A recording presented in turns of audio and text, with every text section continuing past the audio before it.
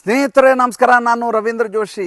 ಲೋಕಸಭಾ ಚುನಾವಣೆಯ ನಂತರ ಹಲವಾರು ನಾಯಕರು NDA ಮೂಲಕ ಬಹಳ ದೊಡ್ಡ ಮಟ್ಟದಲ್ಲಿ ಮುಂದಿನ ದಿನಗಳಲ್ಲಿ ವಿಜೃಂಭಿಸಲಿದ್ದಾರೆ. ಮೊದಲನೇದಾಗಿ ಪವನ್ ಕಲ್ಯಾಣ್ ಇತ್ತೀಚೆಗೆ NDA ನಾಯಕತ್ವದ ಸಭೆಗೆ ಬಂದ ಸಂದರ್ಭದಲ್ಲಿ, ನಾಯಕರನ್ನ ಆಯ್ಕೆ ಮಾಡುವ ಸಭೆಗೆ ಬಂದ ಸಂದರ್ಭದಲ್ಲಿ ನರೇಂದ್ರ ಮೋದಿ ಒಂದು ಮಾತನ್ನು ಹೇಳಿದರು, ಏ ಪವನ್ ನಹಿ ಆಂಧಿ ಹೈ ಅಂತೇಳಿ. ಈತ ಕೇವಲ ಪವನ್ ಅಲ್ಲ, ಈತ ಬಿರುಗಾಳಿಯಾಗಿದ್ದಾರೆ ಅಂತ. ಯಾಕೆ ಆ ಮಾತನ್ನು ಹೇಳಿದರು? ಈ ಮಾತನ್ನು ಹೇಳಿದರು ಅಂದರೆ, ಯಾವ ಚಂದ್ರಬಾಬು ನಾಯ್ಡು ಮತ್ತು ಭಾರತೀಯ ಜನತಾ ಪಾರ್ಟಿಯ ಮಧ್ಯೆ ಸಖ್ಯ ಇಲ್ಲದ ಸಂದರ್ಭದಲ್ಲಿ, ಇಬ್ಬರ ಮಧ್ಯೆ ಸಣ್ಣದಾದಂಥ ಸಂಘರ್ಷ ಇದ್ದ ಸಂದರ್ಭದಲ್ಲಿ, ವೈಮನಸ್ಸೆ ಇದ್ದ ಸಂದರ್ಭದಲ್ಲಿ ಅತ್ಯಂತ ಸೂಕ್ತ ರಾಯಭಾರ ಮಾಡಿದ ಮನುಷ್ಯ, ಎರಡನೇದಾಗಿ ಚುನಾವಣೆಯ ದಿಕ್ಸೂಚಿಯನ್ನು ಬದಲಿಸಿದ ಮನುಷ್ಯ, ಮೂರನೇದಾಗಿ NDA ಭಾಗವಾದರೂ ಕೂಡ ಹಿಂದುತ್ವದ ಪ್ರತೀಕವಾಗಿ ಹೊರಹೊಮ್ಮಿದ ಮನುಷ್ಯ, ನಾಲ್ಕನೆಯದಾಗಿ ನಿಷ್ಠೆಯಲ್ಲಿ ನಿಷ್ಠನಾಗಿ ತನ್ನನ್ನು ತಾನು ತೋರ್ಪಡಿಸಿಕೊಂಡಂಥ ಮನುಷ್ಯ ಪವನ್ ಕಲ್ಯಾಣ್ಗೆ ದಾರಿ ಅತ್ಯಂತ ಸುಗಮವಾಗಿ ರಾಜಕಾರಣಕ್ಕೆ ಬಂದದ್ದಲ್ಲ.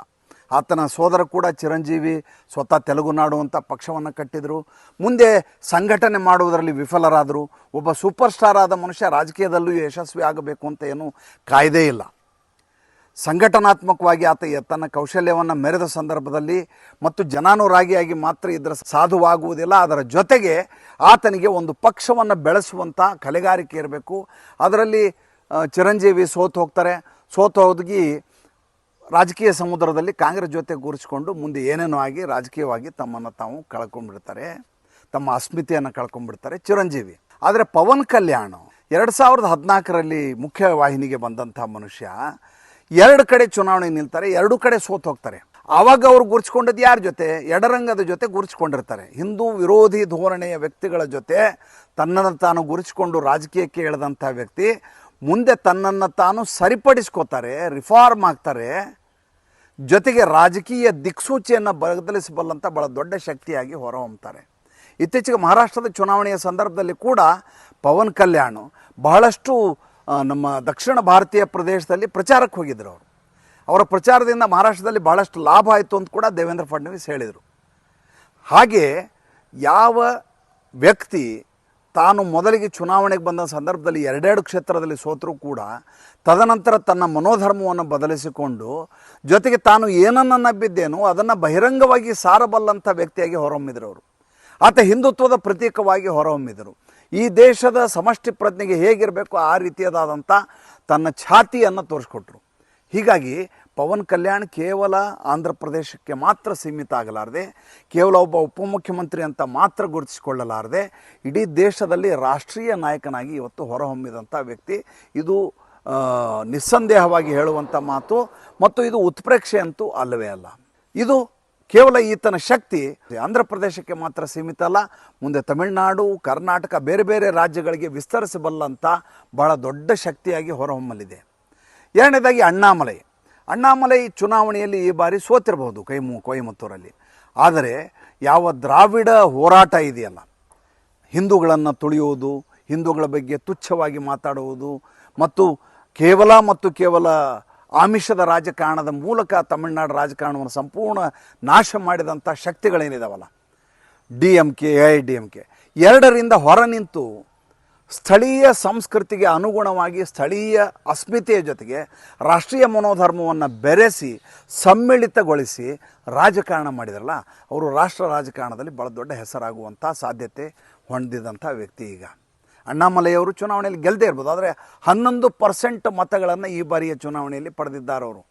ಭಾರತೀಯ ಜನತಾ ಪಾರ್ಟಿ ಯಾವುದಕ್ಕೆ ಶೂನ್ಯ ಸಂಪಾದನೆ ಇತ್ತು ತಮಿಳುನಾಡಿನಲ್ಲಿ, ಅಂಥ ಭಾರತೀಯ ಜನತಾ ಪಾರ್ಟಿ ಇವತ್ತು ಯಾವ ಸ್ಥಿತಿಗೆ ಬಂದಿದೆ ಅಂದರೆ, ಮುಂದಿನ ಚುನಾವಣೆಯ ಸಂದರ್ಭದಲ್ಲಿ 2026ರಲ್ಲಿ ಹಣಾಹಣಿ ಏನಾದರೂ ನಡೆದರೆ ಒಂದು ಕಡೆ DMK, ಮತ್ತೊಂದು ಕಡೆ ಭಾರತೀಯ ಜನತಾ ಪಾರ್ಟಿ ನೇರ ಹೋರಾಟ ಆಗುವ ಎಲ್ಲ ಸಾಧ್ಯತೆಗಳಿವೆ. ಏಕೆಂದರೆ AIADMKಗೆ ನಾಯಕತ್ವದ ಕೊರತೆ ಇದೆ ಮತ್ತು ಗೊಂದಲಗಳಿದ್ದಾವೆ ಮತ್ತು ತನ್ನ ಅಸ್ಮಿತೆಯಿಂದ ಹೊರಬಂದು ಏನಾದರೂ ಸಾಧಿಸುವಂಥ ಗುಣವನ್ನು ಅದು ಉಳಿಸ್ಕೊಂಡಿಲ್ಲ, ಛಲಗಾರಿಕೆಯನ್ನು ಗುರುತಿಸ್ಕೊಂಡಿಲ್ಲ. ಆದ್ದರಿಂದ ಅವರು ಕೂಡ ಈ ಚುನಾವಣೆಯ ಸಂದರ್ಭದಲ್ಲಿ ಮುಖ್ಯ ನೆಲೆಯಿಂದ ಹಿಂಸರಿತಾರೆ. ಭಾರತೀಯ ಜನತಾ ಪಾರ್ಟಿ ಮತ್ತು DMK ಮಧ್ಯೆ ನೇರವಾದ ಹಣಾಹಣಿ ನಡೆಯಲಿದೆ. ಇನ್ನು ಮೂರನೇ ವ್ಯಕ್ತಿಗಳ ಹೆಸರನ್ನು ನಿಮಗೆ ಹೇಳಬೇಕು, ಅದು ನಿಸ್ಸಂಶಯವಾಗಿ ಯೋಗಿ ಆದಿತ್ಯನಾಥ್. ಯೋಗಿ ಆದಿತ್ಯನಾಥ್ ಈಗಾಗಲೇ ಯಾರು ಅಂತ ತಮಗೆ ಮತ್ತೆ ಬಿಡಿಸಿ ಹೇಳಬೇಕಾಗಿಲ್ಲ, ಉತ್ತರ ಪ್ರದೇಶದ ಮುಖ್ಯಮಂತ್ರಿ. ಆದರೆ ಕೇವಲ ಉತ್ತರ ಪ್ರದೇಶಕ್ಕೆ ಮಾತ್ರ ಸೀಮಿತ ಆಗಲಾರದೆ ಈ ವ್ಯಕ್ತಿ ಈಗ ರಾಷ್ಟ್ರೀಯ ನಾಯಕತ್ವದ ಸಂಪೂರ್ಣ ಹೊಣೆಗಾರಿಕೆಯನ್ನು ಪರೋಕ್ಷವಾಗಿ ಒಪ್ಪಿಕೊಂಡು ಬಿಟ್ಟಿದ್ದಾರೆ. ಉದಾಹರಣೆಗೆ ಮಹಾರಾಷ್ಟ್ರದಲ್ಲಿ ನಡೆದಂಥ ಚುನಾವಣೆ, ಆ ಸಂದರ್ಭದಲ್ಲಿ ಈತ ಘೋಷಿಸಿದಂಥ ವಾಕ್ಯ ಇವತ್ತಿಗೂ ಅನುರಣಿಸ್ತಾ ಇದೆ ಇಡೀ ರಾಷ್ಟ್ರಾದ್ಯಂತ.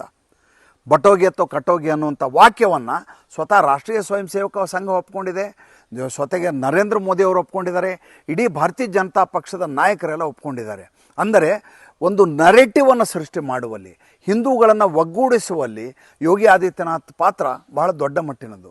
ಈ ದೇಶದಲ್ಲಿ ಎಲ್ಲೇ ಚುನಾವಣೆ ನಡೆಯಲಿ ಅಲ್ಲಿಯ ಸ್ಥಳೀಯ ಚುನಾವಣೆಯಲ್ಲಿ ಅಭ್ಯರ್ಥಿ ಯಾರಿರ್ತಾರೆ ಆತ ಮೊದಲು ಕೇಳೋದು ನರೇಂದ್ರ ಮೋದಿ ಯಾವತ್ತು ಬರ್ತಾರೆ ಪ್ರಚಾರಕ್ಕೆ ಅಂತ, ಸ್ಟಾರ್ ಕ್ಯಾಂಪೇನರ್ ಆಗಿ.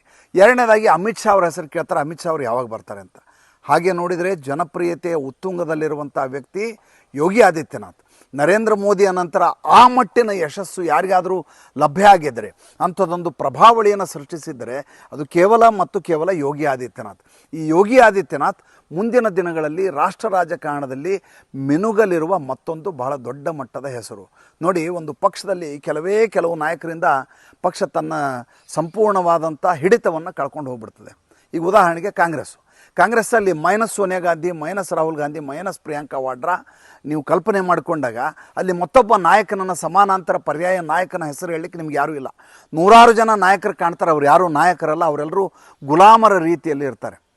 ಅವ್ರು ಯಾರೂ ಸ್ವತಃ ಒಂದು ಪಕ್ಷವನ್ನು ಮುನ್ನಡೆಸಬಲ್ಲಂಥ ಶಕ್ತಿಯನ್ನು ಹೊಂದಿರುವುದಿಲ್ಲ ಮತ್ತು ಮತಗಳನ್ನು ಗ್ರ್ಯಾಬ್ ಮಾಡುವಂಥ ಶಕ್ತಿಯನ್ನು, ಪ್ರಭಾವಳಿಯನ್ನು ಹೊಂದಿರೋದಿಲ್ಲ. ಹೀಗಾಗಿ ಗುಲಾಮಿ ಮನಸ್ಥಿತಿಯನ್ನು ಮುಂದುವರಿಸಬೇಕಾಗತ್ತೆ ಮತ್ತು ತಮ್ಮ ನಾಯಕರ ದೌರ್ಬಲ್ಯಗಳನ್ನು ಅವರು ಅರಗಿಸಿಕೊಳ್ಬೇಕಾಗತ್ತೆ. ಭಾರತೀಯ ಜನತಾ ಪಾರ್ಟಿಯಲ್ಲಿ ಹಾಗಿಲ್ಲ. ಕಳೆದ 3 ಬಾರಿ ನಡೆದಂಥ ಅಧಿವೇಶನಗಳನ್ನು ಗಮನಿಸ್ತಾ ಬನ್ನಿ. ಮೊದಲನೇದಾಗಿ ಪ್ರಮಾಣ ವಚನ ಸ್ವೀಕಾರ ಮಾಡಿದಂಥ ಪ್ರಧಾನಮಂತ್ರಿಯವರು, ರಾಷ್ಟ್ರಪತಿಯವರು ಭಾಷಣ ಮಾಡಿದಂಥ ಅಧಿವೇಶನ, ಎರಡನೇದಾಗಿ ಮಳೆಗಾಲದ ಅಧಿವೇಶನ, ಮೂರನೇದಾಗಿ ಚಳಿಗಾಲದ ಅಧಿವೇಶನ. ಈ 3 ಅಧಿವೇಶನಗಳಲ್ಲಿ ಹಲವಾರು ನಾಯಕರು ಬಿಂಬಿತಗೊಂಡರು. ಮೊದಲನೇದಾಗಿ ಅನುರಾಗ್ ಠಾಕೂರ್ ಕಂಡರು, ಎರಡನೇದು ದುಬೆ ಕಂಡರು, ಆಮೇಲೆ ಸುಧಾಂಶು ತ್ರಿವೇದಿ ಕಂಡರು.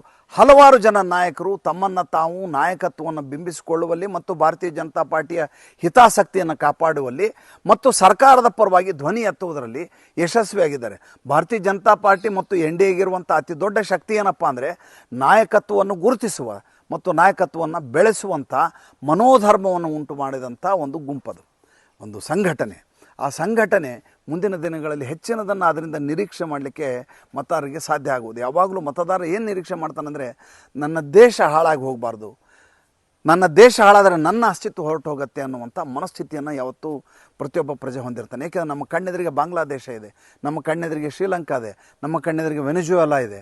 ಈ ಎಲ್ಲ ದೇಶಗಳಲ್ಲಿ ಆಗಿರುವಂಥ ಅತಿ ದೊಡ್ಡ ಸಮಸ್ಯೆ ಏನಪ್ಪ ಅಂದರೆ, ನಮ್ಮ ಕಣ್ಣೆದುರಿಗೆ ಉಕ್ರೇನ್ ಇದೆ. ಆಗಿರೋದೇನೆಂದರೆ, ಕಮಿಡಿಯನ್ಗಳನ್ನು ಯಾವಾಗ ಆಯ್ಕೆ ಮಾಡಿದ್ದಾರೋ ಆ ಸಂದರ್ಭದಲ್ಲೆಲ್ಲ ದೇಶ ಬರ್ಬಾದಾಗಿ ಹೋಗಿದೆ. ಅಂಥ ಸ್ಥಿತಿಗೆ ನಾವು ವೈಯಕ್ತಿಕವಾಗಿ ತಲುಪಬಾರ್ದು ಅಂದರೆ ನೇರವಾಗಿ ಹೋರಾಟ ಮಾಡಬಲ್ಲಂಥ ನಾಯಕತ್ವ ಹೊಂದಿರುವಂಥ, ಅಂಥ ಗುಣಧರ್ಮ ಹೊಂದಿರುವಂಥ ನಾಯಕರನ್ನು ಆಯ್ಕೆ ಮಾಡುವಂಥದ್ದು. ಅಂಥ ಕೆಲವು ನಾಯಕರನ್ನು ಇವತ್ತು ತಮ್ಮೆದುರಿಗೆ ಬಿಂಬಿಸಿದ್ದೀನಿ. ಮುಂದಿನ ಸಂಚಿಕೆಯಲ್ಲಿ ಹೊಸ ವಿಷಯದೊಂದಿಗೆ ಬರ್ತೇನೆ. ಸಂಚಿಕೆ ಇಷ್ಟ ಆಗಿದ್ದರೆ ಲೈಕ್ ಮಾಡಿ, ಫಾಲೋ ಮಾಡಿ, ಶೇರ್ ಮಾಡಿ. ದಯವಿಟ್ಟು ನಮ್ಮ ಮುಕ್ತ ಪತ್ರಿಕೋದ್ಯಮಕ್ಕೆ ಆರ್ಥಿಕವಾಗಿ ಬೆಂಗಾವಲಾಗಿ ನಮಸ್ಕಾರ.